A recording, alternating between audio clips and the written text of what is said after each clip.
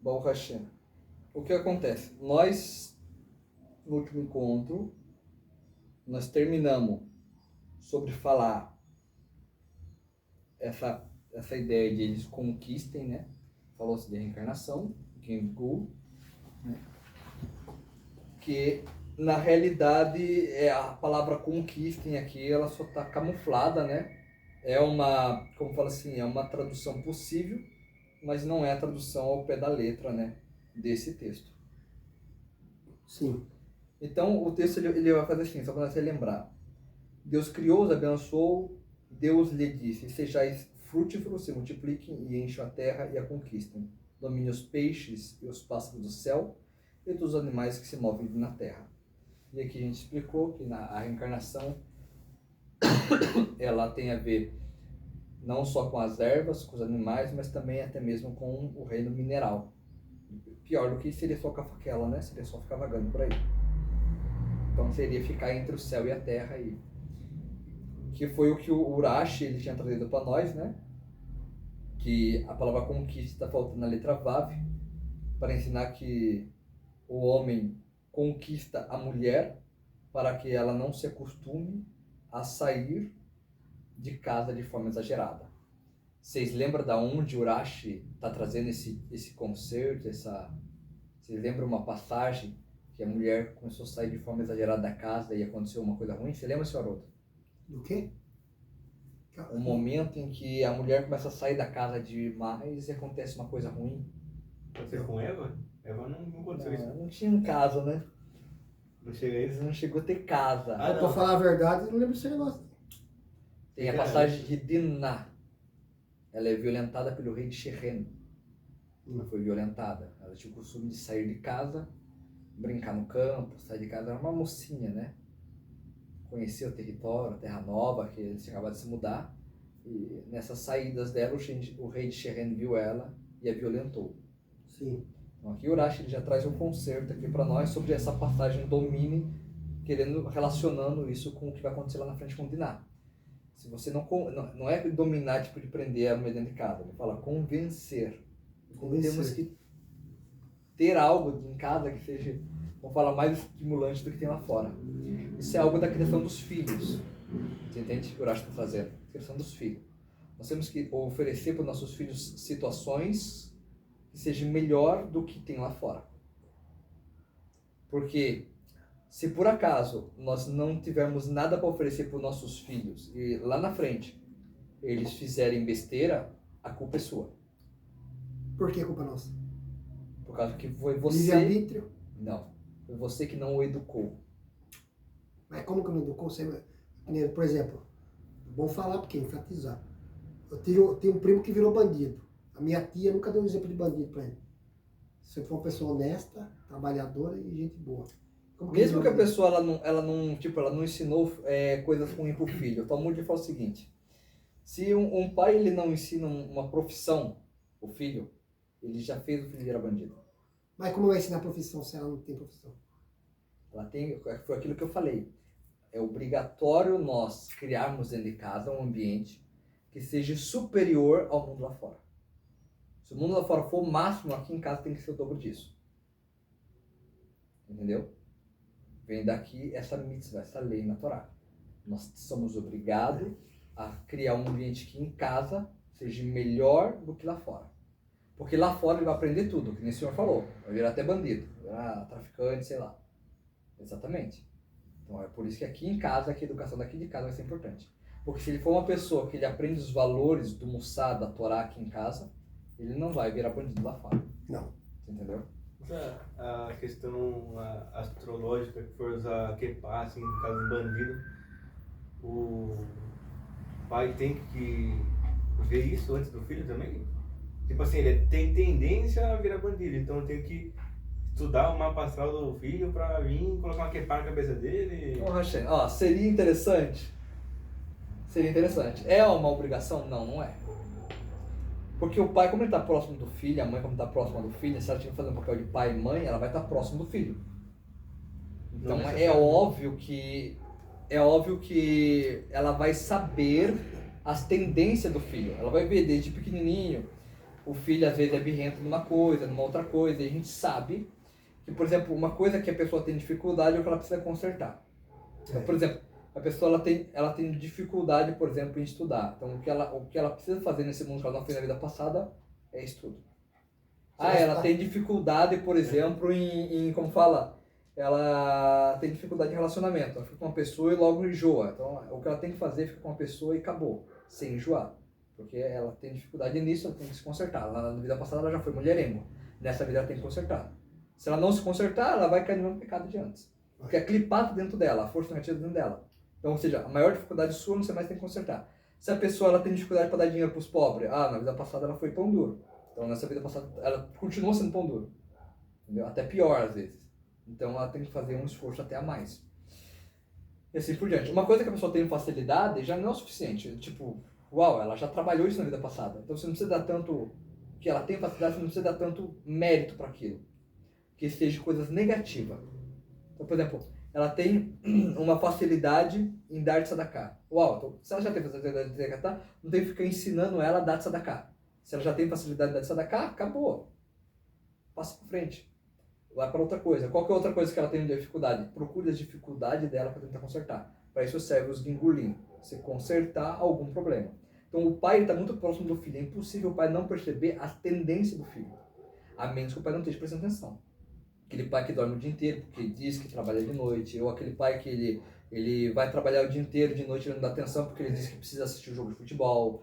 E assim por diante. Em mães também, mesma coisa. Porque ela precisa ficar no tigrinho, no tourinho. No tigrinho. Furada. Tigrinho. Furada. Furada. Entendeu? Então, ela tem que fazer o papel dela de mãe. Lá na frente o filho dela virou, sei lá, um feiticeiro. De quem é metade da culpa? É dela. Não, mas eu não coloquei meu filho lá, eu nunca ensinei meu filho lá. Mas também você nunca foi mãe dentro de casa. Não, mas eu era uma pessoa boa, eu trabalhava, colocava comida, colocava bebida e ligava a televisão. Foi tudo que você fez foi de errado. Entendeu? Você colocou comida, mas não estava na mesa, você colocou televisão, mas não conversou, você colocou... Faltou alguma coisa. Você entendeu? Você não conquistou a pessoa. Por isso que a palavra que o Urashi usa é conquistar. Aqui ele fala o seguinte também, veja só, eu vou trazer isso melhor mais pra frente, mas é até exagerado. Fala assim, sejam frutíferos e multipliquem e enchem a terra. Oxe, não é redundante? Sejam frutíferos. Quando fala pra gente ser frutíferos, a gente já entende que é o quê? É pra gente se multiplicar. Mas a sequência do versículo fala pra gente se multiplicar. Redundante. E enchem a terra ainda. Então, sejam frutíferos, tem a ver com a educação. Sejam frutíferos, dê bons frutos. Sejam pessoas com boas midot, com boas características. Sejam pessoas que o filho vai olhar em você e vai ver você como um exemplo. Então você se multiplica. Se você é incapaz de dar um bom exemplo, aquela pessoa cheia de vício. Vício da bebida, vício do celular, vício de não prestar atenção num estudo, vício de não estudar, vício de passar tempo demais em séries, de Netflix, essas coisas assim. Tudo vícios negativos. Então você não é autossuficiente para ser pai. Se você for pai, os seus filhos, todos eles vão ser revoltados. Você vai criar uma revolta. E enche uma terra desses frutos. Ou seja, não só ensine os seus filhos, mas ensine o mundo também. Leve essas boas midot, essas boas características para o mundo inteiro. Aí continua o versículo e fala o seguinte.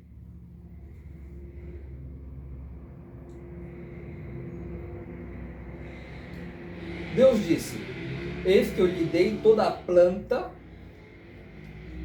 que produz semente na face da terra, e toda a árvore que dá fruto com semente será alimento para vocês. Aqui a gente aprende uma outra coisa. Se tem uma coisa que a gente, no nível pshat, literal, que a gente pode comer à vontade, é vegetais. Carne, a gente vai aprender lá na frente que Deus deu carne, mas aqui não. O cristão, por exemplo, quando ele lê esse trecho, ele lê errado. Porque ele pensa o seguinte, que domine o homem sobre o peixe do mar, aves do céu, animais da terra. Ele fala assim, aqui domine. Então ele vai ser um caçador, vai dominar o animal e vai comer. Mas você vai ver na sequência do versículo, ele fala o seguinte, você vai comer planta. Então o dominar, ele não está falando sobre dominar de você caçar e comer. Não é sobre isso. Entendeu? Então a ideia desse dominar, que a gente já tinha explicado, é o gingu, a reencarnação. Se você for capaz de dominar o seu mau instinto, o seu animal interior, você vai ter mérito. senão você vai cair. Vamos lá. Tem alguma dúvida aqui, senhor Haroldo? Não. Se tiver alguma dúvida, vai falando, tá bom? Não. A gente já vai abrindo aqui. E aí o que acontece? Tem dúvida? Não? Certeza? Aí o que acontece? No sequência, ele fala o seguinte: e para todo animal da. Ele fala aqui, ó. Deus lhe disse: eis que eu lhe dei toda planta que produz semente na face da terra, e toda árvore que tenha fruto com semente será alimento para vocês. E para todo animal, e para todo pássaro da terra, e todo pássaro do céu, tudo que se move na terra, que nele tem alma viva, e toda vegetação de planta será alimento. E aqui a gente aprende o seguinte: tudo bem, o Adão, ele poderia até comer um animal, mas ele não podia abater um animal. Então, uma das explicações que o Midrash acaba trazendo essa história é que se morresse um animal, vamos falar assim, morte morrida, né? Morreu de morte morrida, morreu sem causas que fossem, morreu de causas naturais, sem um evento assim, sabe, tipo uma pedra caiu em cima dele, alguma coisa assim, pum, tombou do lado, morreu, o espírito dele saiu, poderia comer. A gente sabe que isso não aconteceu, que eles não comeram animais assim. Até porque, como falar, a expressão do verso aqui, na verdade, ele quer dizer o seguinte, que até mesmo os animais comerão da vegetação. Então, até os animais eram vegetarianos. Ou seja, não é que eles podiam simplesmente sair comendo, mas que tem um Midrash que fala que ele poderia comer se o animal morresse de causas assim, tipo, não porque ele morreu de velho. Ele estava andando ali, ele estava novinho, pum, caiu, morreu. Não foi uma doença, não foi nada. Isso não aconteceu, logicamente. Os animais morreram de velho, então ninguém comeu os animais. Então, o que diz o verso é o seguinte, ó. Deus diz: eis que eu lhe dei toda a planta que produz semente da face da terra, e toda a árvore que tem fruto com semente, e será alimento para vocês, seres humanos, e para todo animal da terra, todos os pássaros do céu, e tudo o que se move na terra, que nele tem alma viva, toda a vegetação de planta será alimento. Você entendeu agora? Não é que eles vão comer os animais de maneira nenhuma, que os animais também vão comer planta, vegetação. Então por isso que a gente fala que na era de Mashiach, o mundo vai ser vegetariano. Ou a maior parte do mundo vão comer apenas animais que seja tipo peixe, coisas assim que não são considerados carne na Torá, por exemplo. Porque o verso ele fala o seguinte: todo pássaro do céu e tudo o que se move na terra, que tem nele alma viva. Então aqui a gente aprende outro detalhe. Peraí, não falou o peixe, né? O peixe não tem alma viva? Não. Ele tem. Tem. Mas por que ele não falou aqui? Por que ele não falou? É, Porque é outro mundo, né? verdade. Faz parte, né? É, Terra lá é água. Mas podia estar aqui, né? podia. Então os peixes vão comer o quê? Então os peixes já são carnívoros, comem outro peixe. Os peixes não comem erva, nem no jardim e nem aqui. Um peixe maior come um peixe menor. Esse sempre foi a primícia. Porém, a gente aprende outra coisa. A gente aprende que os peixes, eles não têm como se falar um espírito novo. Eles têm um espírito, a alma viva deles, eles estão vivos, eles têm uma alma, mas a alma viva deles vem de um mundo anterior. A gente fala que hoje, que os peixes kasher, por exemplo, eles podem ter fagulha da alma dos tzadikim. Eles sempre vêm com uma alma de um ser anterior. Então, mesmo na criação, eles já veio com alma de seres anteriores, do mundo de Torro, por exemplo. Então, eles sempre estão nesse processo, investigando a centelha divina, investigando Deus no mundo, ou seja, eles não têm pálpebra, eles sempre estão com os olhos abertos para a Torá, retificando o mundo à sua maneira. Para ver que eles moram dentro da água.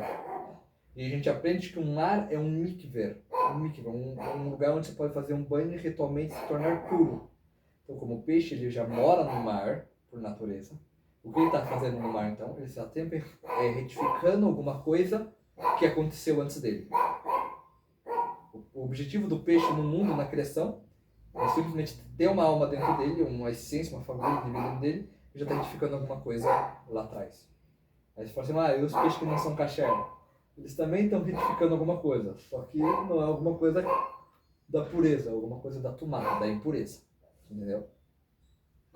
Tem alguma dúvida? Isso, essas plantas que é tóxica, no caso, não pode comer. Boa. A gente vai acabar falando sobre isso. Mas é o seguinte, a princípio, na criação das árvores, a gente passou sobre isso, por exemplo. Não vou voltar. A Shane, ele falou o seguinte. Ele falou o seguinte, que as plantas produzam fruto de acordo com a sua espécie. Que as árvores produzam fruto de acordo com a sua espécie. O Urashi, ele explica o seguinte, que o fruto deveria ter o gosto da árvore. Então a árvore deveria ser deliciosa, o caule deveria ser delicioso e o fruto deveria ser delicioso. Isso não acontece. Quando chega lá na frente, tá do nada, Deus está dando tipo punição para todo mundo.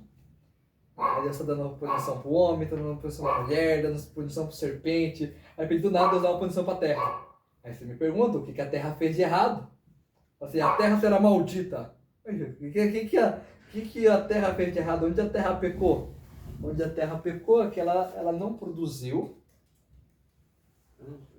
Ela não produziu, na verdade, um caule que tinha o gosto da fruta. Então a fruta tem um gosto, o caule tem outro gosto. Então ela falhou. Então nessa falha ela acaba sendo amaldiçoada. E daí vai nascer espinhos, venenos, abrolhos, a partir disso aí. Aí você fala assim, por que Deus não amaldiçoou ela antes? Porque antes Deus relevou. Eu vou relevar isso aqui. Cometeu um erro. Tá tudo bem, vamos passar por cima disso daqui, entendeu? E vamos lá na frente. Quando, todo mundo tá cometendo erro, chega o dia de Deus julgar todo mundo. É o Rosh Hashanah, vamos falar assim, dia do julgamento. Hashem vai julgar todo mundo. Então, na verdade, quando ele vai julgar todo mundo, ele julga até a terra. Então a gente aprende que no Rosh Hashanah, não só que as nossas ações são julgadas, mas o mundo todo é julgado. Quantas chuvas vai ter no ano? É decidido em Rosh Hashanah. Qual lugar vai ter seca, qual lugar vai ter inundação? É decidido em Rosh Hashanah. Às vezes isso fica postergado por Rosh Hashanah Rabbah, alguns dias depois, mas praticamente são decididos tudo no Rosh Hashanah, e Rosh Hashanah Rabbah é apenas um decreto, só está confirmando, selando aquele decreto, só está carimbando um decreto. E, por exemplo, é decidido, o quanto de dinheiro uma pessoa vai ganhar. Você vai ganhar bastante, vai ganhar pouco. Tudo isso é decidido em Rosh Hashanah. Ou seja, quando Deus decide fazer o julgamento, ele não julga só os seres humanos, mas os anjos, como Satan, foi julgado. E tudo com ele. Ou seja, o ser humano, o que o ser humano tocou, o que o ser humano deixou de tocar, a terra foi julgada, tudo julgado junto. Ou seja, tudo é colocado na mesma balança, no mesmo dia do julgamento. Então, ou seja, no dia de Rosh Hashanah, o mundo todo passa por esse julgamento. Da barata ao cachorro, do cachorro ao ser humano, do ser humano a seres superiores ou inferiores em pureza ou em impureza, são todos julgados junto, entendeu? Então é isso que a gente aprende. Então essas plantas que a gente não pode comer, elas não existiam até esse momento. Elas passaram a existir do momento em que o Adam vem para esse mundo. Então ela cria uma novidade. Então antes, por exemplo, se existisse um animal que ele morresse para comer uma planta, não é porque ela era venenosa. É porque o organismo daquele animal não era capaz de se nutrir com aquele tipo de alimento, o que acontece com nós. Existe algum tipo de alimento que não é rico nas propriedades que nosso corpo precisa. E se a gente só se alimentar deles, aí o nosso corpo fica deficiente e acaba falecendo, sim. Ele não consegue sustentar o corpo. Então, se existisse nos mundos anteriores alguma coisa que os animais morressem, era porque os animais não eram capazes de digerir aquele alimento, de quebrar aquele alimento, ou de se alimentar daqueles nutrientes que aquele alimento fornecesse. Mas a ideia de veneno e outras coisas assim, que existiu depois, existiu somente depois. sei se você conseguiu entender aí. Uhum. A Torá ela vem continuando para nós contando o seguinte, então ela falou o seguinte: e para todo animal da terra e todo osso e todo pássaro do céu, tudo que se move e que tem nele alma viva, toda a vegetação e planta será alimento. Ou seja, os animais eram vegetarianos, no mundo vindouro, vem aquela profecia de Isaías, né, que fala o seguinte, ó, o leão e a ovelha vai comer junto, a criança vai poder brincar com a serpente na mão dele, não vai picar ele, o leão não vai comer o cordeiro, não vai comer a criança, e tá todo mundo junto. É claro que isso tem um nível metafórico, tá no nível profético, tem níveis mais elevados querendo contar ali. Como em toda a Torá são 4 níveis. Tem o Pshat, que é o nível literal. Tem o Remes, que é o Asdika. Tem o Drash, que é uma analogia daquilo que está sendo passado ali. E tem o Sod, que é o segredo. No nível das Dika, é que a gente vai no Remes, não é o Pshat, e nem o Drash, nem o Sod. No Remes, a gente sabe que essa profecia que fala que a criança vai brincar com o leão, ele não vai sentir fome, ou seja, é o que vai acontecer o seguinte: do jeito que era no Gan Eden, vai ser aqui. Do jeito que era lá em cima, vai ser aqui embaixo. Ou seja, o animal ele vai deixar de ser carnívoro. Ponto. Não vamos ter animais carnívoros. O cachorro vai comer só vegetais, o leão vai comer só vegetal. E vai ser interessante como que isso vai ficar, né? Porque a gente vai precisar de muito mais vegetal, né? Todo mundo comer vegetal, vai precisar de uma plantação boa, né? Bom, Raichem, então só tem só prédio hoje em dia. O Raichem, o que vai acontecer com os prédios, será, né? Deixa esse pensamento para outra hora. Vamos lá. E a Torá continua para nós e fala o seguinte, né? Será alimento para vocês e para todo o animal da terra. Igualou os homens ao gado e animal em relação ao alimento, que eles foram autorizados a comer. E não permitiu Adão e a sua esposa matarem uma criatura para comer de sua carne. Apenas de toda a planta que inicialmente as criaturas foram igualmente autorizadas. Então, ou seja, tanto os animais quanto os homens, eles eram igual nisso daí. Então aqui a gente entende algo específico, né? Que a gente fala que o ser humano ele foi criado de 2 partes. Parte dele são seres angelicais, são os Eloquins, a imagem dos Eloquins que ele foi criado. E parte deles, né, são os Berremites, os animais que ele foi criado. Então, ele seja, tem tanto de um canto ao outro desse mundo tem dentro dele, quanto desde aqui desse mundo até o chamar lá em cima também tem dentro dele. Então a gente aprende que o ser humano ele tem tanto metade anjo e metade animal. E aqui a gente vê isso. Que Adão é um anjo, mas se ele for para comer, ele deve comer igual aos animais. Só que aqui eu vou trazer um detalhe importante aqui. Vamos lá.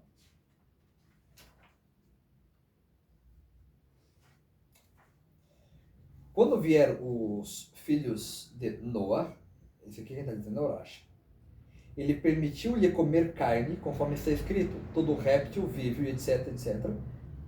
Ser-lhe-á como as plantas que permiti ao primeiro homem.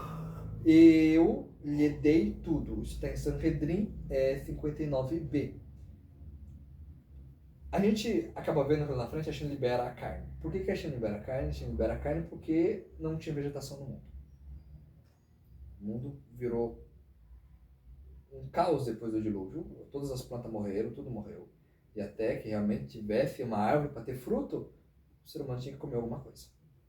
Então, ou seja, aqui nós aprendemos que o ato de comer carne ele vem a partir de Noé. E por isso que aqui em Adão só tem 6 mitzvot. Em Adão só tem 6 mitzvot. Não existe Shev mitzvot, as 7 leis. Existe 6. Por outro lado, a gente estamos falando que nós estamos no paraíso, mas me pergunta uma coisa, agora eu vou perguntar para vocês isso. Se você está no paraíso, tudo lá é espiritual, lá não tem substância, não tem matéria, o que raios são isso daqui que Deus está mandando eles comer? O que são esses frutos que Deus está mandando eles comer?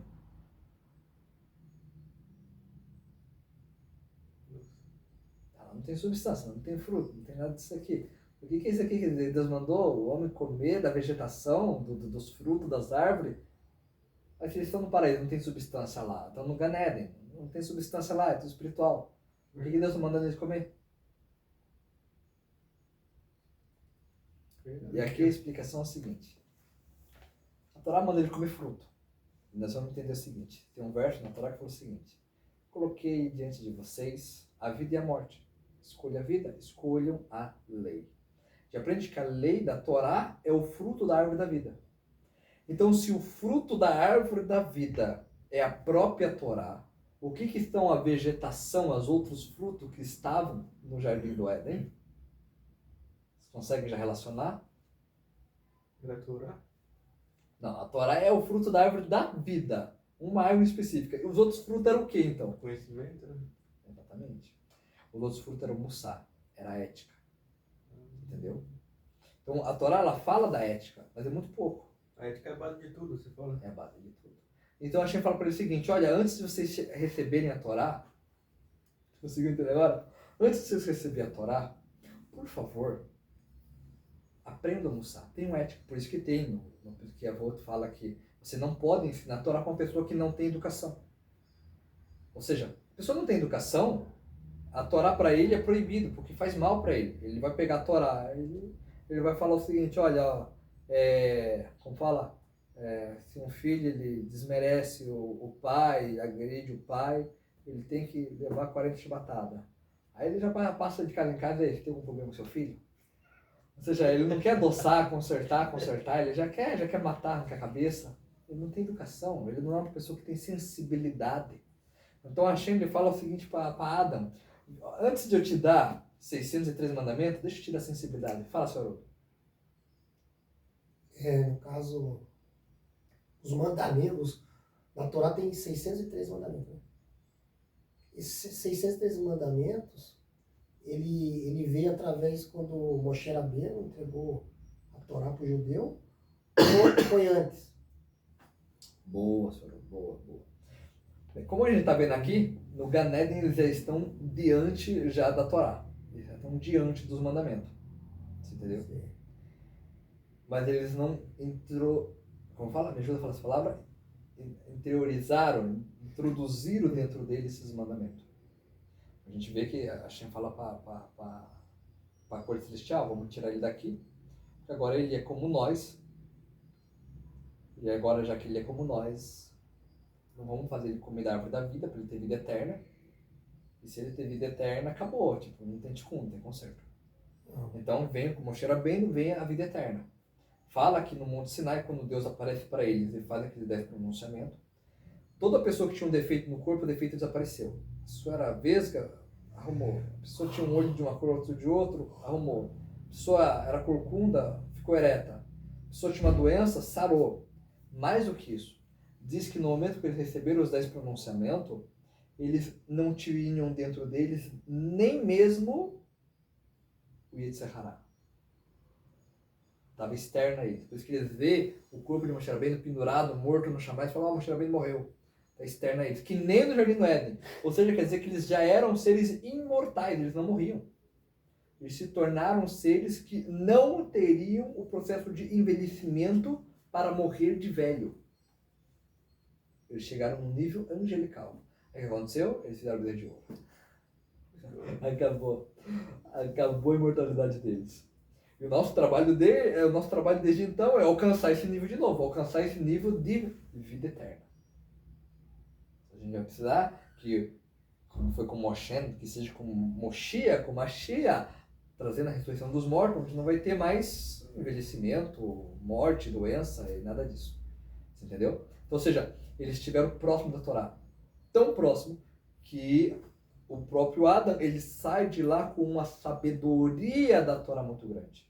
Inclusive, o Sefer Raziel, o livro do anjo Raziel, que é chamado também de o Sefer de Adam Marichon, o livro de Adão. Por que o livro de Adão? Por causa que é um livro que foi Adão que recebeu. Então, ou seja, Adão ele recebeu o conhecimento da Torá já no início. Por outro lado, ele não recebeu toda a Torá. Ele pegou certos detalhes, aqui e ali. E quando eles saem de lá, quando eles iam cumprir alguma coisa, eles não cumpriam pelo motivo que está escrito na Torá. Quando ele fala que Abraão estava cumprindo, quando ele vai sair para resgatar Ló, né? Lot, ele estava cumprindo aquilo que era chamada de Pessa. Só que não era a Pessa da saída do Egito, porque não tinha saído do Egito ainda. Então, o que ele estava cumprindo? Ele estava cumprindo que, na verdade, eles sabiam por Ruach HaKodesh, com inspiração divina, que o mês de Nissan, ele está ligado ao Shem Havayah, das permutações dos nomes divinos. O mês que é ligado a Nissan, a permutação do mês ligado a Nissan é o Shem Havayah, é o Yud, depois o rei, depois o Vav, depois o rei. E por causa disso ele estava celebrando. Ele estava celebrando aquela luz diferente que existe, é uma luz que está sobre a natureza, que está acima da natureza, que existe nesse mês. Aí ele chega lá na guerra, e tinha 5 reis lutando contra 4 reis, e aquela bagunça toda. Aí fala que ele simplesmente pegou potes com areia, e jogou areia no exército inimigo.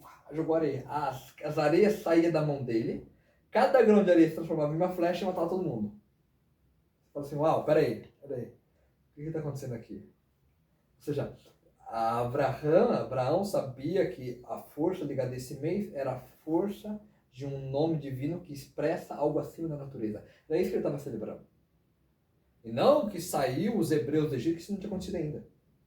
Entendeu?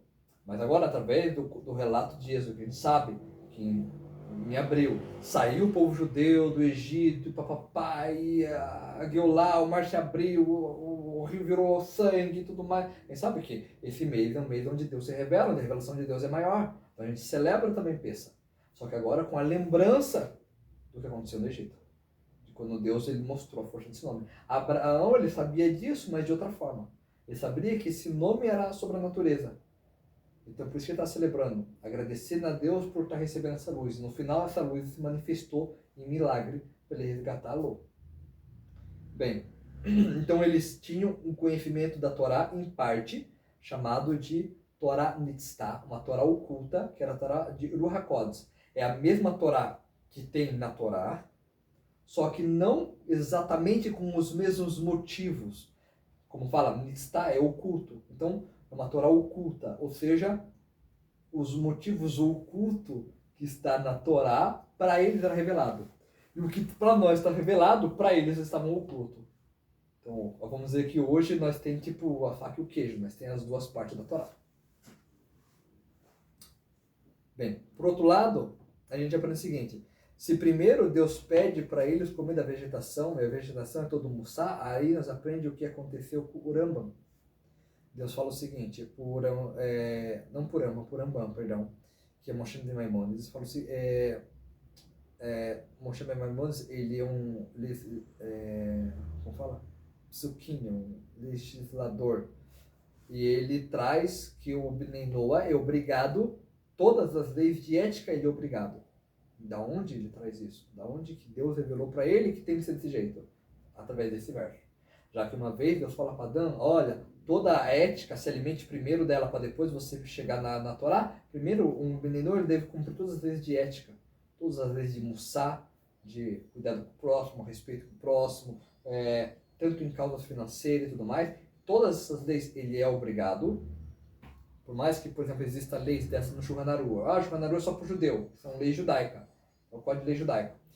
No Shulchan Aruch, por exemplo. Mas todas as leis que têm a ver com relacionamento com o próximo, ou seja, como você pagar uma dívida, como você negociar, como você saber quem é que está devendo para quem, quando acontece um acidente, não sei o que lá, como que você deve proceder e tal. Todas essas leis, você é obrigado.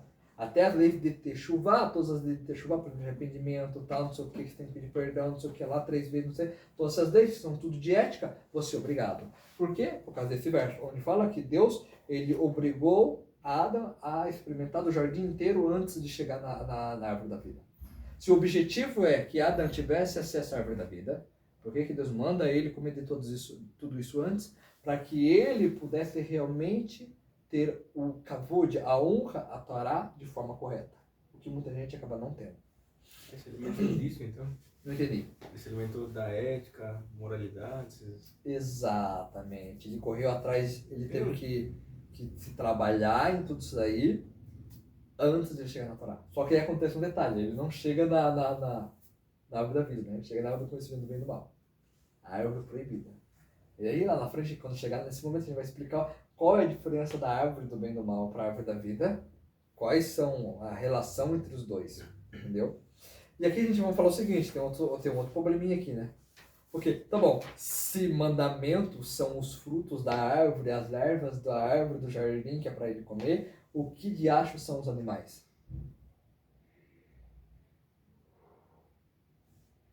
O que são os animais no Gan Eden?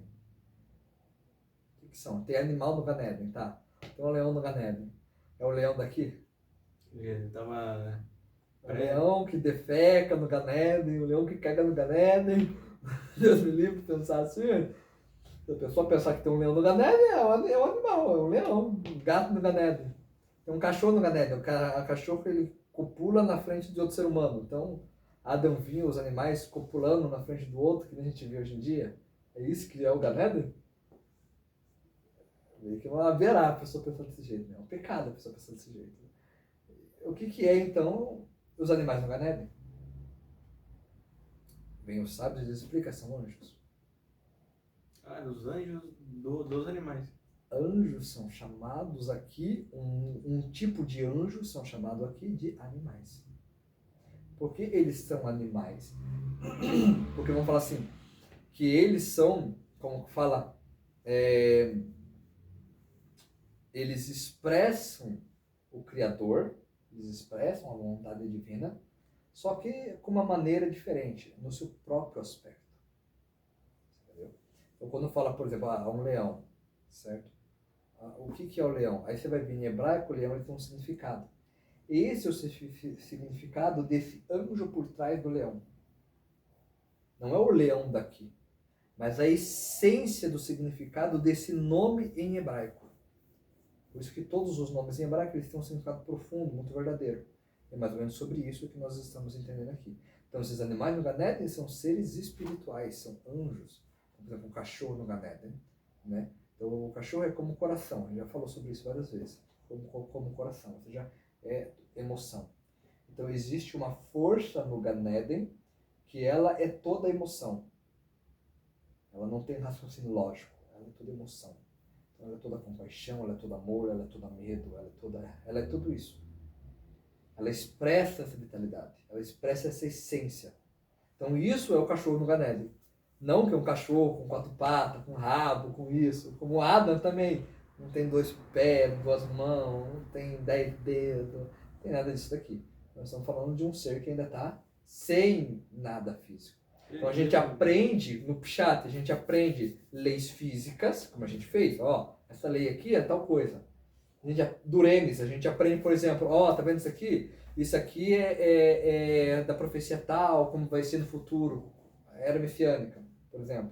Do Drash, a gente aprende, seguinte, o que pode acontecer, o que não pode acontecer. Ou seja, a gente falou, se um animal ele simplesmente tomba para o lado, então quer dizer que você poderia comer esse animal. Ou seja, tem uma alma tão elevada para os nossos dias hoje, teria uma alma tão elevada naquele animal. Você tem um frango, o frango simplesmente tão bom, não tem uma doença, não tem nada, você abre o frango está limpo, tal, não tem tumor, não tem nada dentro dele, não tem, o pulmão dele não está furado, nada. Você tira as partes que não é para tirar e come o resto. Por quê? Porque tem uma alma dentro dele que está precisando se elevar. Você coloca o frango através da barrada na sua boca, e através de o frango descer no altar, ele vai, no altar que é o estômago, ele vai simplesmente subir para o mundo superior. É um tikkun, um conselho que você está fazendo. Então é lógico que é uma prática que o Midrash trouxe, não é uma coisa que Adão fez, esperou os animais morrer e comeu. É lógico que o Midrash não quer dizer isso. Na verdade o Midrash está usando essa passagem para aludir uma coisa para os nossos dias, para o hoje, para o agora. Então, ou seja, se você vê um animal nessa situação, um animal kasher, doméstico, tal, um animal selvagem também, claro, então é claro que você vai fazer uma bondade em levar aquela alma que está ali dentro. Ela precisa de um conserto, chegou os dias dela, ela precisa ser colocada na sua mesa, você precisa fazer aquela barra para ela subir. Então é disso que o Midrash está falando. E do nível Sod. Do nível Sod você começa a aprender que existem tipos de anjo que são animais.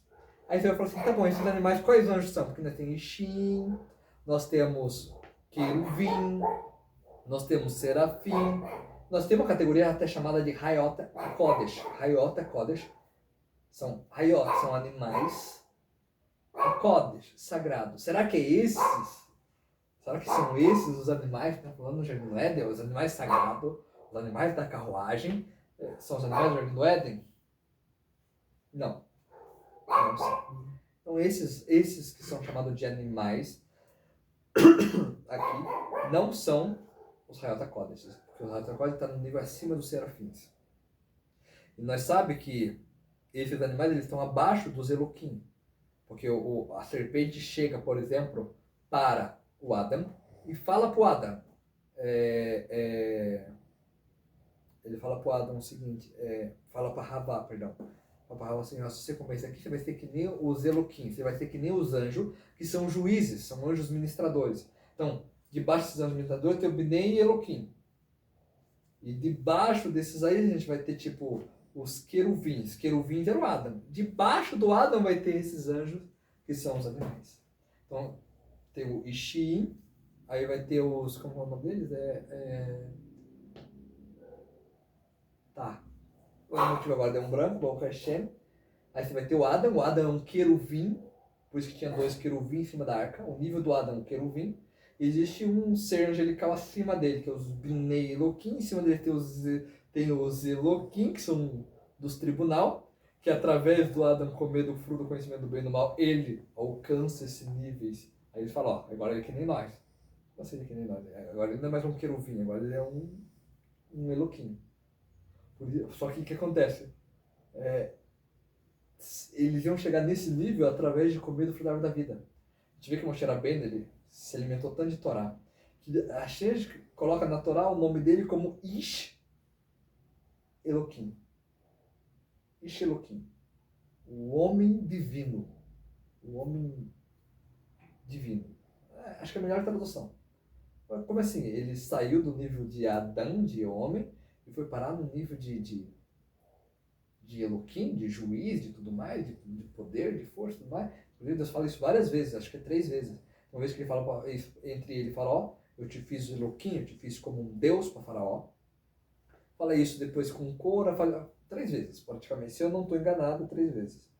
Que ele é chamado de Shiloquim. Depois em Deuteronômio, quando ele é sepultado também, aí tem lá, fala o homem divino, o homem sagrado, o homem divino. Ele fala, poxa, ele chegou num nível disso daí? No nível de estar participando dos tribunais celestiais? Sim. O objetivo do ser humano, ele é para participar desses grandes tribunais celestiais. Porém, esse não é o nível máximo do homem ainda. O homem ainda pode crescer para níveis ainda mais elevados. E para isso, o que ele vai precisar é, na verdade, se vestir de Hayá e de Yehidá, das outras 2 partes da alma. Moshe Rabbeinu chegou a se vestir de Hayá, e a Damarishon no Ganeden, ele era vestido de Yehidá. O que aconteceu então? Como que ele é vestido de Yehidá e chama que ele é queruvim ainda? Ele era queruvim porque ele não tinha Torá. Mas se ele tivesse a árvore da vida, como ele já tinha Yehidá dentro dele, ele estaria acima disso daí. E é isso que Deus fala para Abraão, sai de sua tenda e conta as estrelas. Só que em hebraico é como se ele estivesse contando de cima delas, como se você estivesse embaixo deles. Ou seja, se acontecer, você vai estar acima dos mazalotes, acima dos ministradores, acima das influências do mazal, acima das mazalotes, que são constelações. Você vai estar acima da sorte, você está acima como fala, da divina providência, né? E aqui a gente entende que o objetivo do ser humano é ele participar dos grandes tribunais, ou seja, ele está acima disso, ele decreta. Entendeu? Então por isso que a gente tem que tomar muitas coisas que a gente fala. Tem que falar sempre, julgar sempre por bem, falar sempre por bem. Porque se o objetivo nosso é ser um ministrador, é ser um Elohim, né? Por isso que ele fala, vós sois como deuses, ou seja, vós sois Elohims. Então a gente tem que entender o seguinte, nós temos que tomar muito cuidado como a gente fala, como a gente julga. Porque nós estamos criando o nosso próprio mundo. A nossa vida é nós que está criando. A pessoa ela é balela, a vida dele é balela. A pessoa é séria, a vida dele é séria. E assim por diante. Medida por medida. Ou seja, da mesma forma que você mede, você está continuamente medindo para si próprio. Medida por medida. Você está medindo o que você vai receber.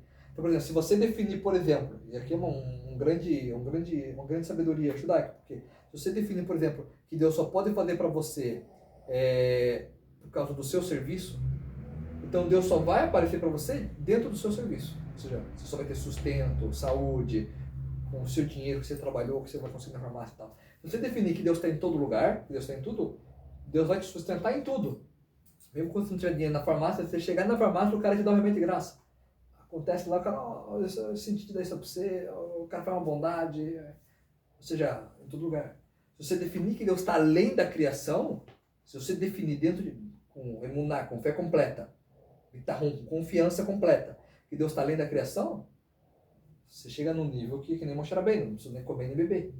Esse dia ficou 120 dias no Shammai, não comeu, não bebeu, e ficou 40 dias lá em cima, desceu com a tábua dos 10 mandamentos, quebrou a tábua dos 10 mandamentos, subiu, ficou mais 40 dias lá em cima, aí desceu com as novas tábuas dos 10 mandamentos, aí subiu lá em cima, ficou mais 40 dias, fez o dia do perdão, aí desceu lá trazendo o dia do perdão, que foi um Kippur, o cara ficou 3 vezes 40 dias, o que está acontecendo aqui?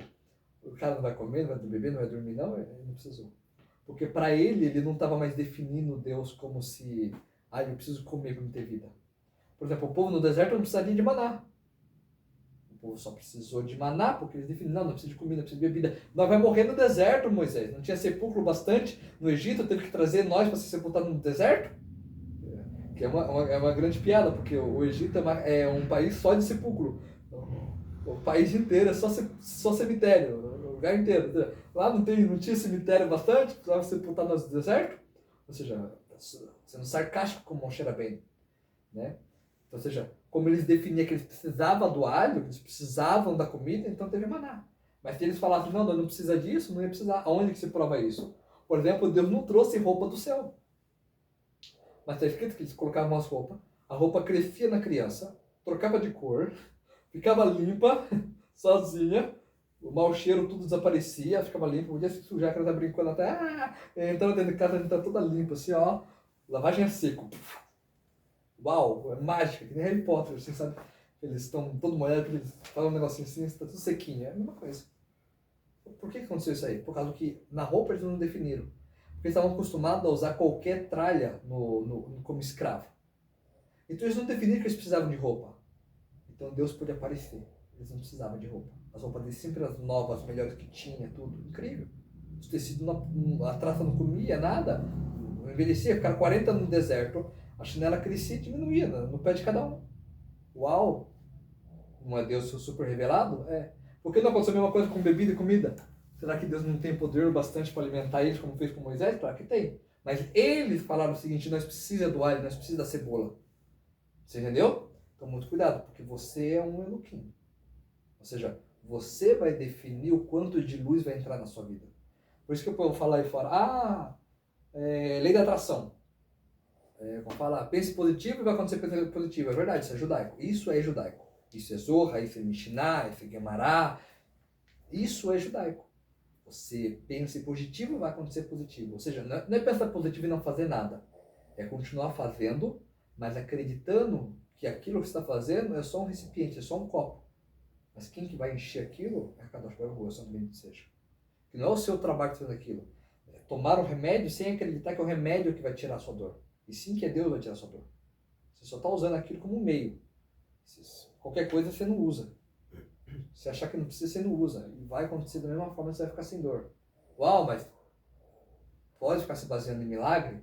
Não, a gente não deve se basear em milagre quando é risco de vida. Tome cuidado, se cuide, tome um remédio, tal, não é isso que a gente está falando. Mas a pessoa ela tem um alto trabalho de chegar lá. E daí sim, se ela se trabalhou para chegar lá, não que ela vai fazer tipo um desafio. Pô, vou ficar 30 dias sem comer e Deus vai me sustentar. Vai morrer. 3 dias sem água, você já tá vendo a Xuxa dançando. Infelizmente, o ser humano ele não tem essa capacidade de aguentar.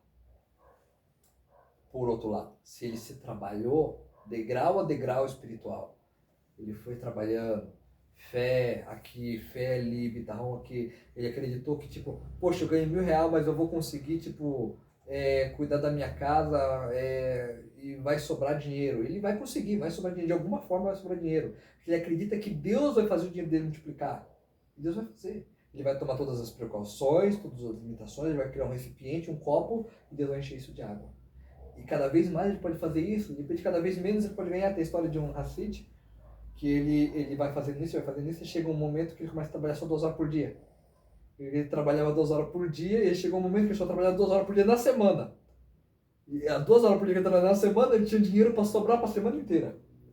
Assim, como assim? Ele só abre 2 horas por dia, uma vez por semana, e tem dinheiro para a semana inteira?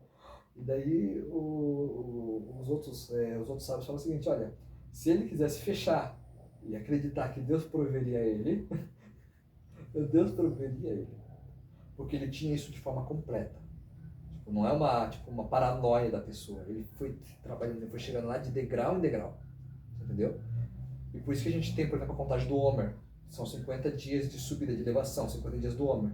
São 50 dias que você vai adicionando mais bitarrão, mais fé em Deus. Até você chegar no nível mais elevado. Ou seja, todo o trabalho, faz isso todo ano. Todo um trabalho para você crescer espiritualmente e chegar num momento mais elevado. Não é simplesmente falar assim, não preciso comer, não preciso beber, eu vou viver só de ar, não vem por aí, né? A pessoa vai se dar muito mal. Voltando aqui para a Torá, diz o seguinte, Deus viu tudo o que ele fez, e eis que era muito bom. E aqui a gente entra num problemão. Porque toda hora a gente fala que Deus viu que era bom. Teve um dia que Deus falou 2 vezes, viu que era bom. Que a gente fala que na verdade que ele não tinha terminado tudo o que ele fez no segundo dia. Então, no terceiro dia ele resolve falar 2 vezes. No quarto dia ele resolve falar 2 vezes. Por quê? Por causa que no terceiro dia ele tinha criado o Gehinnom, e daí ele não quis falar bom. Teve um dia que ele não falou que era bom. Simplesmente não teve. Então no outro dia ele repetiu 2 vezes. A gente trouxe essa explicação. Só que agora Deus está na sequência, não pulou nada. Tipo, é bom. Aí chega aqui. E Deus viu tudo que ele fez e eis que era muito bom. Ele acrescentou. É muito bom. E foi a noite, e foi a manhã, 6º dia. E daí o que acontece? Vem Urash, ele diz o seguinte para nós. As Escrituras acrescentou a letra rei no 6º dia, ao término da criação, para nos dizer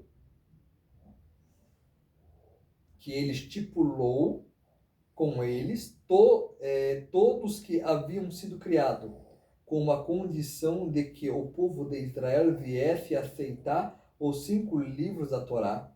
O valor numérico da letra é rei, 5. Então aqui tem uma explicação do Urash que diz o seguinte, olha, tem uma letra rei a mais aqui. Esse rei a mais é a Torá. Porque lá na frente não está escrito aqui a Torá. Mas lá na frente eles vão receber 5 livros. Então Deus colocou um rei a mais. Uma explicação. Tá certo. Não existe uma explicação errada. Existe uma outra explicação e também o Urash que dá. O Urash dá 2 explicações. Outra explicação, as palavras o 6º dia, as obras da criação, permaneceram suspensas até o 6º dia, referindo-se ao 6º dia de Sivan, ou seja, lá em Rosh Hashanah, que havia sido designado para entregar a Torá. Isso está em Shabbat 88a.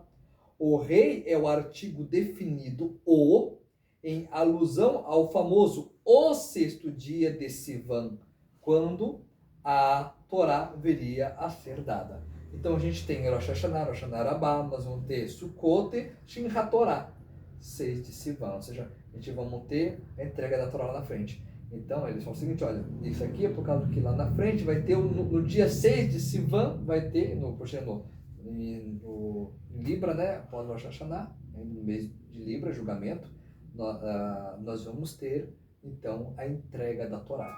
Então tá, o Urash, ele acaba trazendo para nós 2 expressões sobre esse momento da criação. O texto continua e ele fala o seguinte, os céus e a terra e todo os seus conglomerados foram completados.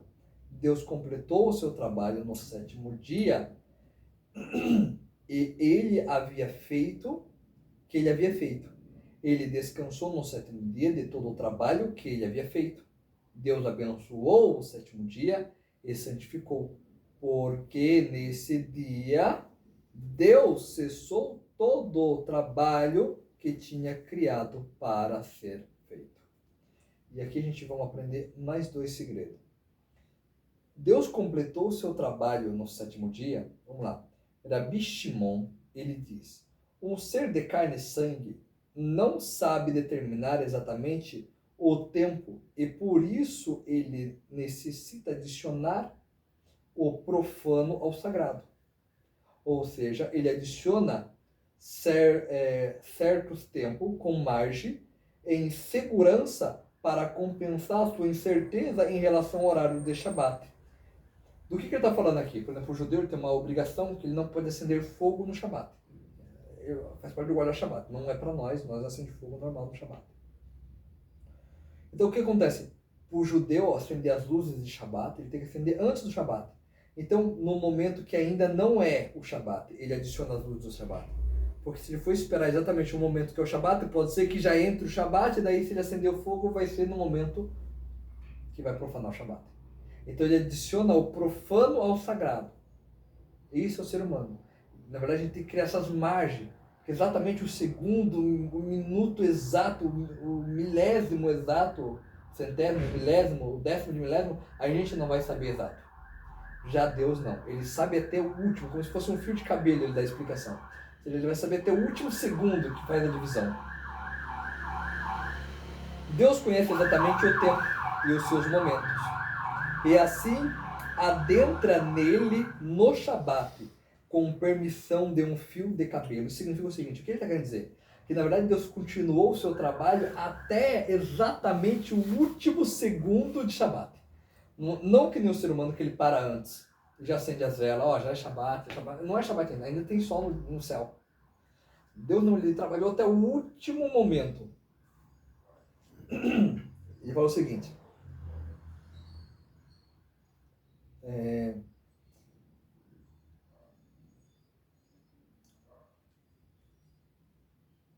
A ponto de parecer como se ele houvesse completado o seu trabalho naquele dia. Porque o que o texto falou para nós? O texto falou o seguinte. Deus completou o seu trabalho no 7º dia. Mas não quer dizer que ele trabalhou no Shabat. Porque o próprio verso ele fala. Que ele, Deus, havia feito. Que ele havia feito, está no passado, ele já fez. Mas já é Shabat. Mas ele já terminou. Ele descansou no 7º dia. Ou seja, veja só como que é interessante, é muito profundo isso aqui. Ó. Deus ele completou o seu trabalho, eu vou explicar umas páginas que eu trouxe a mais aqui, o que é isso. Deus ele completou o seu trabalho no 7º dia, ou seja, parece que ele entrou dentro do Shabat, mas no último fio de cabelo, para ser Shabat, ele terminou aquela obra, ele parou a sua obra, então no Shabat ele descansou. É isso que o Rabi Shimon está trazendo. Por que eu estou trazendo dessa forma? Porque eu trouxe umas páginas a mais para explicar o que aconteceu nesse fio de cabelo entre o 6º dia e o Shabat. Naquele dia, ou a interpretação, o que faltava no mundo, o descanso. Veio o Shabat e com ele o descanso. Então veio o Shabat e com ele o descanso. E desse modo ficou concluído, completando o trabalho da criação. Pois no 7º dia foi criado o descanso. Então, ou seja, aqui é um outro detalhe importante. Mesmo no 7º dia, Deus não deixou de criar algo. Ele é o Criador. No 7º dia, ele ainda criou o descanso. Então, ou seja, ele ainda manteve a obra da criação. Aí aqui diz o seguinte, abençoou e santificou. Ele abençoou com maná, uma vez que todos os dias da semana o mesmo caía na quantidade de um homer, uma porção por pessoa, ao passo que no 6º dia cada um recebeu uma porção dupla. E santificou através do maná que não caía no dia do Shabat.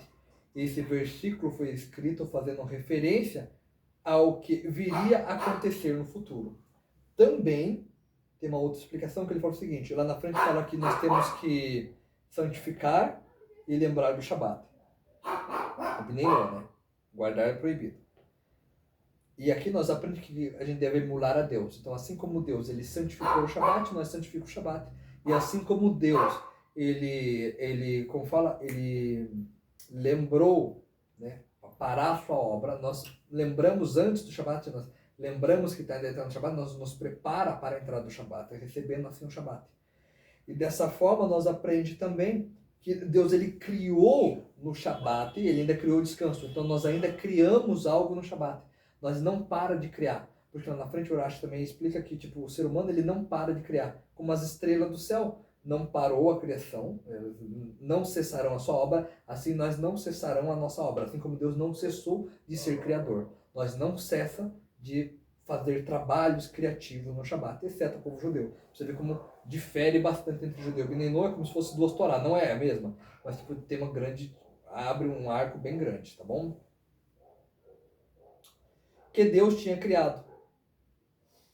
O trabalho que estava previsto para ser feito no Shabat foi feito por ele no sexto dia, conforme explicado no Midrash Rabbah, Bereshit Rabbah. Então, agora, vamos explicar o que são esses Midrashim. Vamos lá. Para mim trazer isso, eu vou trazer uma folha a mais. E vamos lá. A Torá ela acabou falando para nós que Deus ele trabalhou até o último instante. A gente pergunta o seguinte, tá? Deus é todo poderoso. A gente começa a pressupor o seguinte, ele é todo poderoso. Ele não precisa trabalhar até o último segundo. Dá para fazer tudo no começo do dia e no final do dia sai folgando. Qualquer trabalhador pensa assim. Se eu correr bem rapidão e terminar o serviço em 2 horas, eu tenho o dia inteiro de folga. Eu penso assim. Vão encher. Então vai ficar trabalhando até o último segundo? O que é tão importante assim para fazer com tanta calma? Você tem todo o poder, dá para você fazer tudo assim, ó. Pá! Aconteceu. Aí você vai ficar, não vou desenrolando, mas você vai ficar tipo fazendo com calma, com detalhe. Vamos explicar o que é isso aqui. Isso está no Bereshit Rabbah, né? Aqui é o capítulo 9, verso 2, ou seja, o capítulo 9 de Bereshit Rabbah. Deus viu tudo o que tinha feito, e eis que era bom. Olha agora só. E já era a tarde, e era a manhã. Shalom, Shabbat Shalom. Já era tarde, já era manhã, ou dia sexto. Isso foi o que a gente leu no Bereshit, no Gênesis 1:13.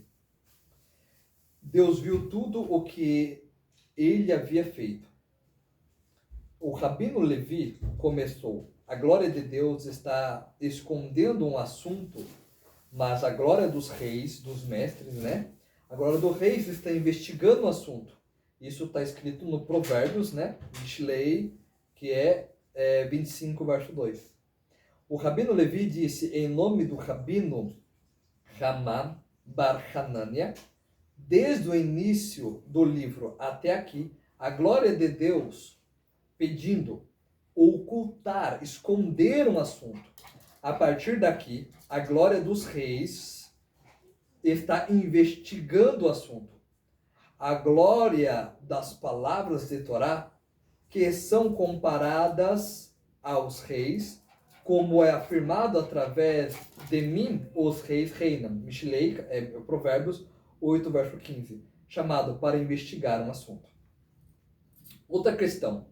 Deus viu tudo o que havia feito, e eis que era muito bom. O Rabino Tanhumá começou. Ele fez tudo belo em seu tempo. Isso é Kohelet, Eclesiastes, capítulo 3, verso 11. Ele fez tudo belo em seu tempo. Então, a gente falou, por que ele ficou até o último segundo? Ele estava enrolando? Estava querendo postergar o quê? Vamos lá. O Rabino Tanhumá disse, o mundo foi criado na hora certa. O mundo não estava preparado para ser criado antes disso. O Rabino Abuhu disse, a partir daqui aprendemos que o santo bendito seja, ele continuamente criou mundos e destruiu, até que criou os atuais e disse, este me agrada, aquele não me agrada. O Rabino Pinhas disse, a fonte do Rabino Abba, Deus viu tudo o que ele havia feito, e eis que era muito bom. Isso me agrada.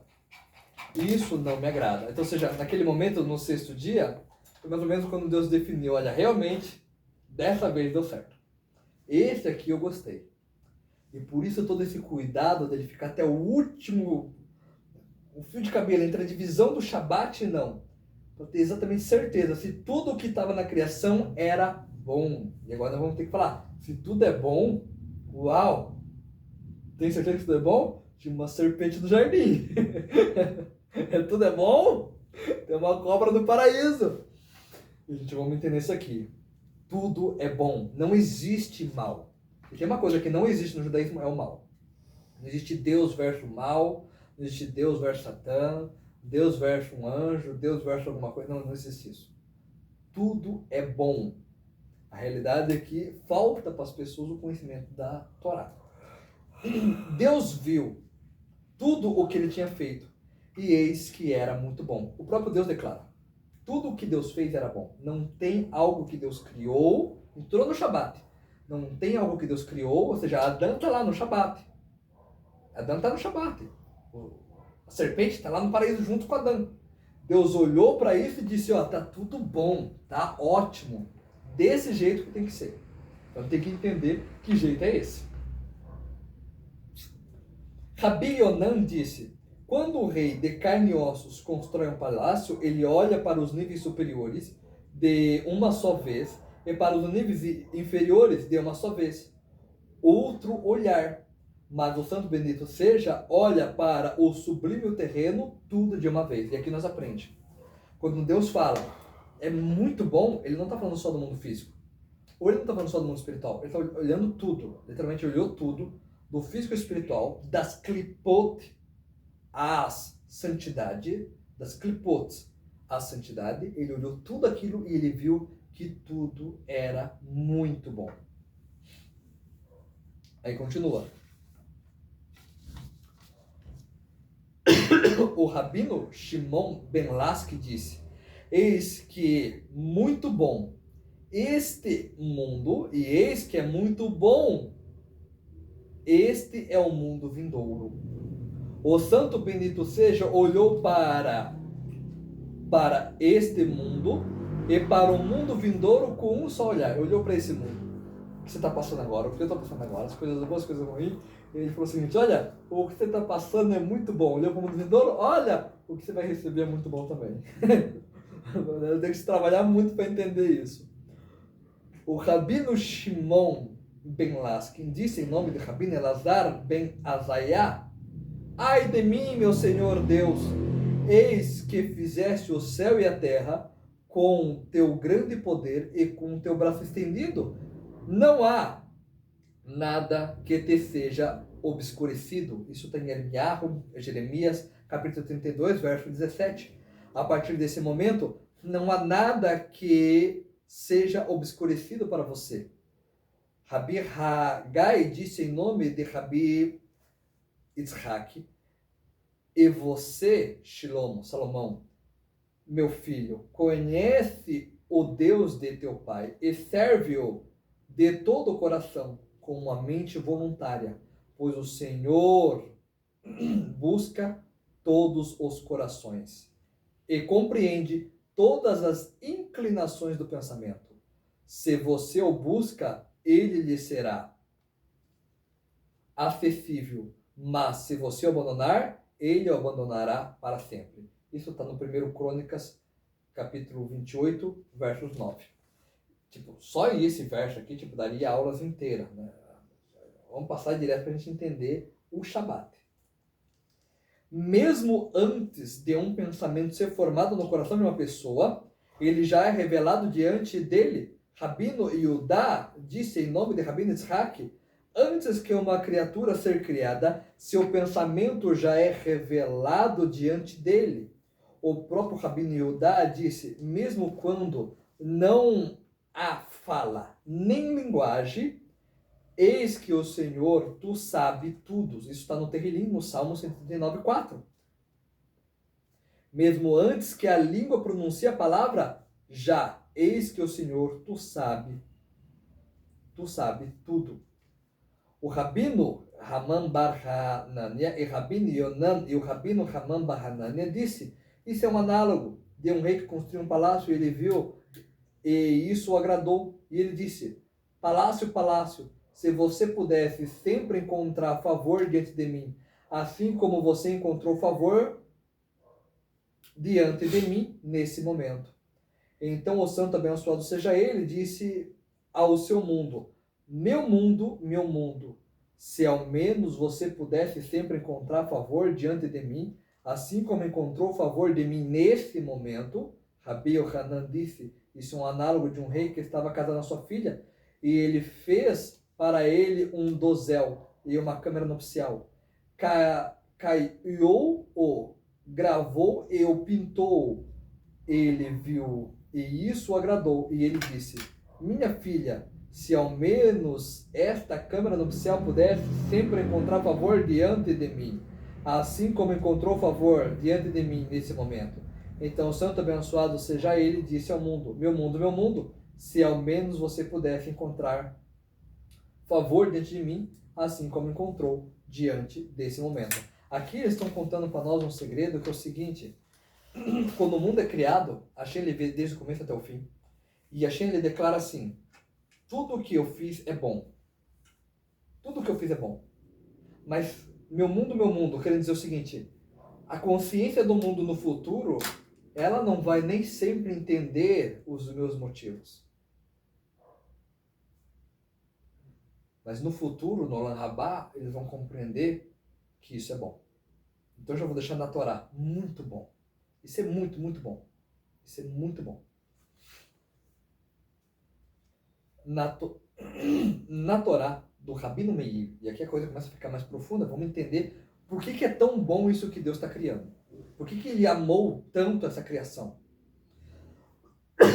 Na Torá do Rabino Meir se encontra escrito, e eis que é muito, meod, bom, que é tov. E eis que a morte é mot, ou verdade é elmet, met, ou mot é morte, é boa. Então aqui o Rabino Meir ele fala para nós um segredo absurdo. Ele fala o seguinte, na Torá de Rabino Meir se encontra eis que é muito, meod, que quer dizer esse muito, quer dizer morte, mot. Aí continua no verso, muito, né, meod, ou seja, mot, ou seja, eis que a morte é boa. Rabi Shmuel bar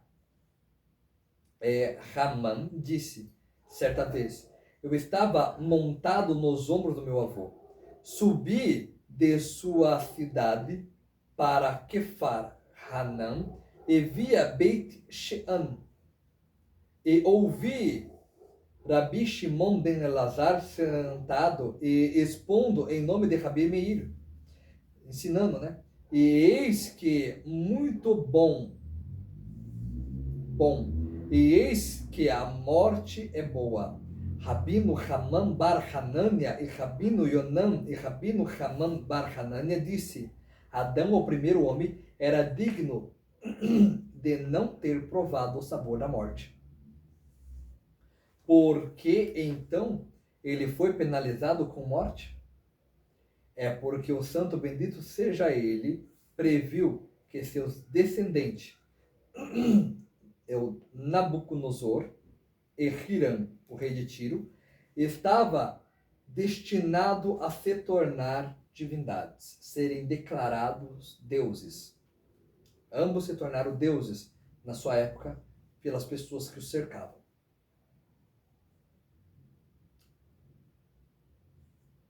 E por isso que ele foi penalizado com a mortalidade. Isso é o que está escrito a respeito de Irã. Você estava no Éden. Essa é uma pergunta retórica. Você estava no Éden. Deixa eu terminar aqui uma frase aqui. O jardim de Deus. Onde é que está nas escrituras? Está no livro de Ezequiel, capítulo 28, 13. Agora, Hiram estava realmente no jardim do Éden? Isso é uma pergunta retórica. Em vez disso, ele estava dizendo, foi você quem fez com que aquele que estava no Éden morresse.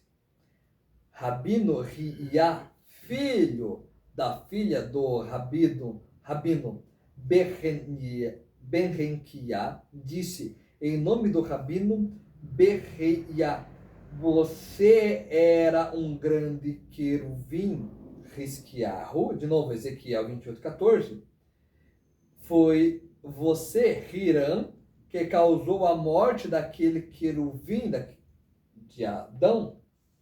Rabino Yohanan disse, e assim for, deixe-o decretar a morte para os ímpios, e não decretar a morte para os justos.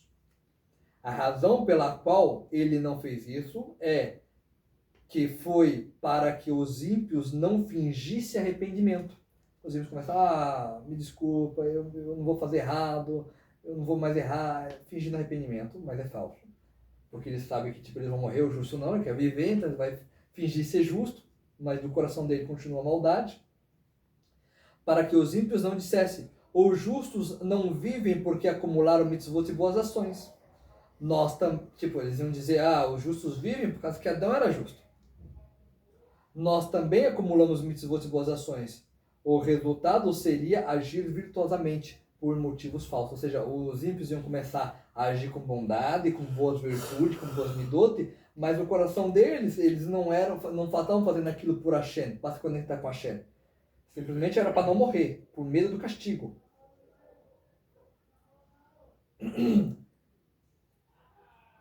Rabi Yohanan e Rabi Shimon ben Laski e Rabino Yohanan disse, porque a morte foi declarada para os ímpios? A resposta é que, enquanto os ímpios estivessem vivos, eles irritarão o santo bendito seja ele. É o que está escrito, cansaste o Senhor com tuas palavras, está em Malaquias 2, verso 17. Mais uma vez que eles morrem, eles param de irritar, o santo bendito seja ele. Como está escrito, ali cessou a ira dos ímpios, está em Iov, livro de Jó, capítulo 3, verso 17. Aí eles pararam de irritar o Senhor, e por que foi decretado a morte para o justo? A resposta é que enquanto os justos estivessem vivos, eles travarão a batalha contra a sua inclinação maligna. E quando morrerem, descansarão. Isso é o que está escrito. Aí descansarão aqueles cujas forças estão minadas. Iov, capítulo 3, verso 17 também. Aqueles que dizem, já trabalhamos o suficiente, o Rabi Shimon ben Laski disse, e dar a os justos uma dupla recompensa e exigir uma dupla retribuição contra aqueles, os ímpios, e para recompensar os justos que foram dignos de nunca provar o sabor da morte. É por isso e, portanto, herdarão uma porção dobrada na sua terra. Onde está escrito isso? Eshaiahu, Isaías 61, verso 7.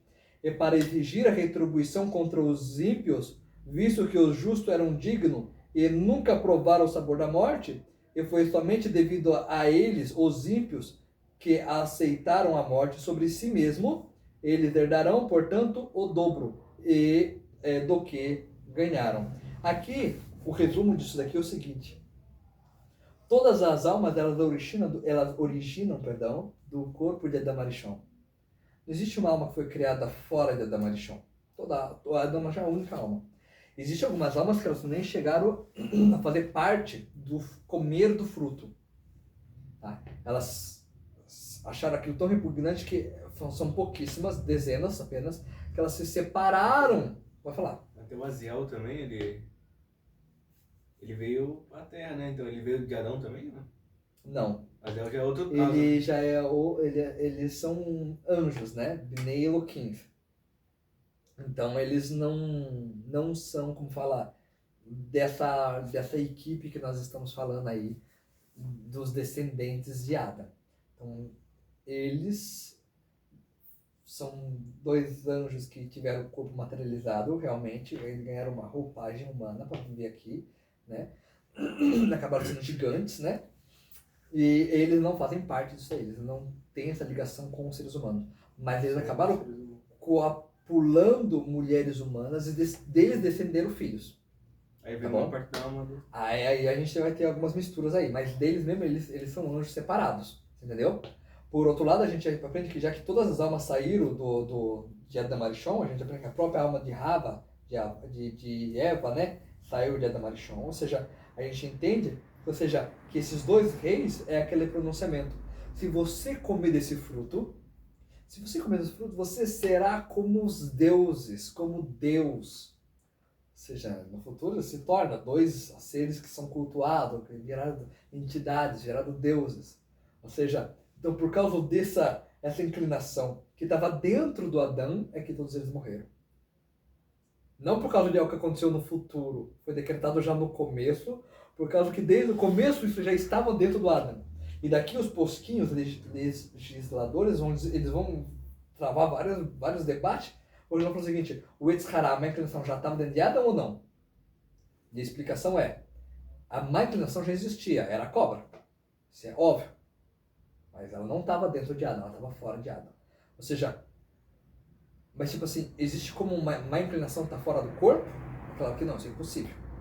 Então ali a gente vai entender o seguinte: é que Adão, que fala que o corpo dele é de escama, né? O Zohar traz isso. O que é coberto de unhas? A ideia de coberto de unhas. Ou seja, o que é a unha? A unha é alguma coisa que é tão distante do corpo que é alguma coisa que você não sentisse.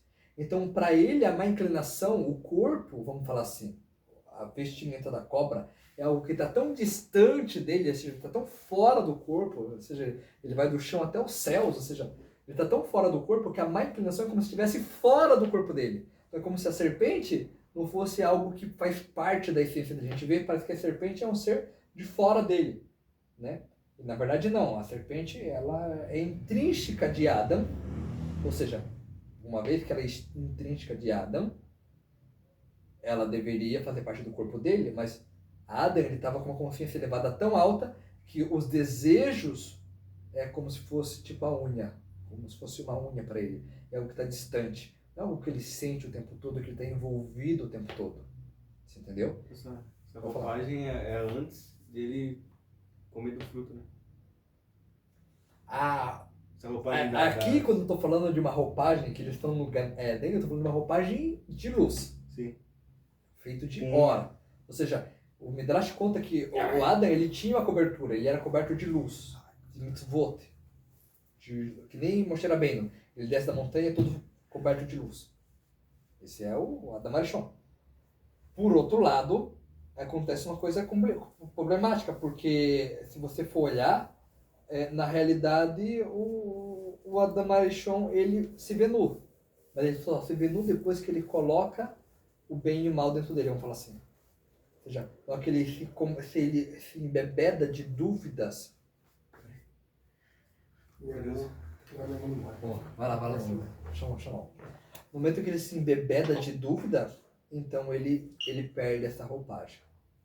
Então, quando a gente fala que é muito bom, nós estamos entendendo também que não só é bom, como fala, a essência espiritual do que ele criou. Tipo, o jardim é bom, o homem é bom, a serpente é bom. E é isso que eles estão falando, meote, ou seja, muito, mote, mete. Malach é anjo, mete, malach, mete é o anjo da morte. A serpente é o próprio anjo da morte.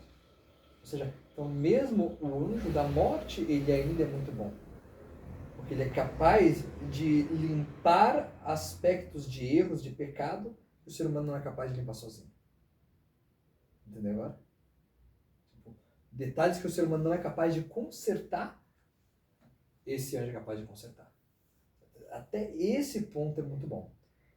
Nesse aspecto aqui, a gente entende o seguinte. Não só que é bom para esse mundo, como é bom para o mundo vindouro. E aqui a gente termina hoje essa explicação. Esse muito, muito bom, a gente vamos ter que abordar melhor ela nos próximos dias. Mas esse muito, muito bom, ela também está querendo dizer o seguinte. Não só que existe uma ligação muito íntima entre a Kadosh Baruch Hu e a sua criação. Ou seja, é algo que ele se esforçou tanto até que ele criou até os últimos detalhes da criação como bom. E aqui a gente começou a entender uma coisa.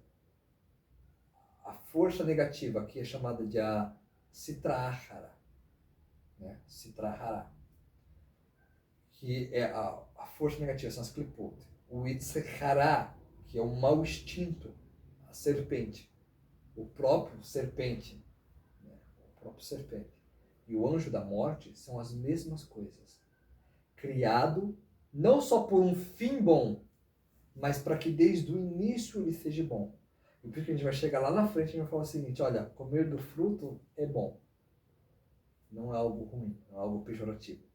Tipo, não é um erro, é um motivo do mundo ser criado. Deixar o Satã lá, tipo, o motivo do mundo ser criado. Deixar a árvore do conhecimento do bem e do mal lá, a árvore da vida lá, é o motivo do mundo ser criado. Isso é bom. Você entendeu?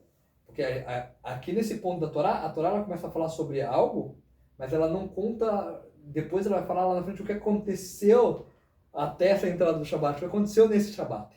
Que pós o Shabat, o Adão sai do Jardim do Éden.